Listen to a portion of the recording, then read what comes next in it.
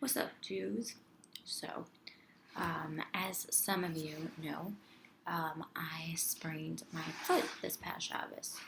We didn't know it was sprained until recently, but I want to tell you a little bit about it. So, I was by a friend's house and I was feeding the baby upstairs, and as I was going down the stairs, I ended up missing a step, um, and I fell. The thing was, I was actually holding the baby.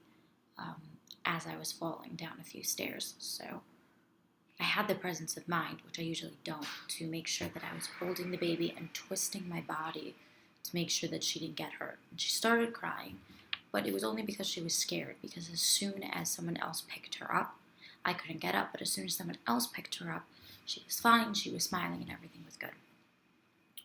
So on my way to the hospital, in the hospital, talking to people, I was just on this high of like, this is so incredible, like, sure, I may have broken my foot, but the fact is I was holding my baby and my baby could have gotten hurt. And if I had the opportunity to take away my baby's potential pain and put it on myself, I would. And that's basically what God did for me.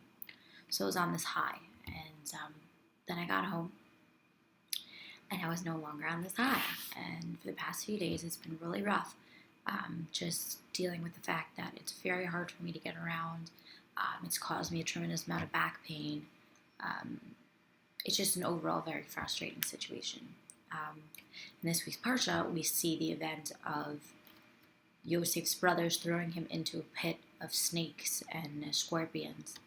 And this was to see if God thought that Yosef's dreams were rebelling against God or rebelling against the brothers because he was not supposed to be the head of all the brothers, then he would die if he was doing something wrong. So they threw him into a pit, and these scorpions and these snakes just did not touch him. And it was an incredibly amazing act, and you'd think that the brothers would be like, okay, that makes sense, fine, no problem. But no, they still send him down to Egypt, and then he's thrown into jail, and he's a slave, and all of these things. And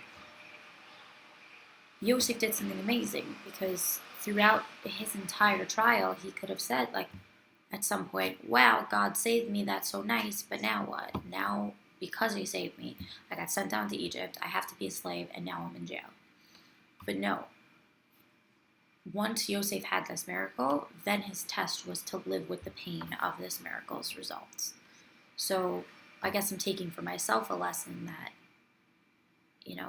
even though something miraculous did happen, my baby was fine, and I'm never one to react like that, to react well in the moment. I have to learn to live with the test that follows. Yes, my baby was saved.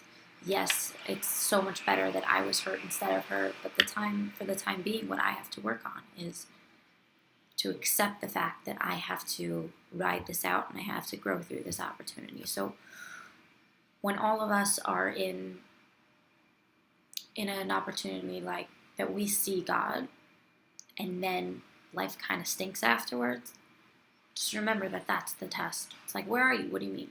God just showed himself to us. Now it's our job to try to live with that same understanding and that clarity throughout whatever challenge God is giving us. God is giving us a vision of him so that we can continue moving forward with that strength that he's given us through that inspiration. So may we continue to be inspired.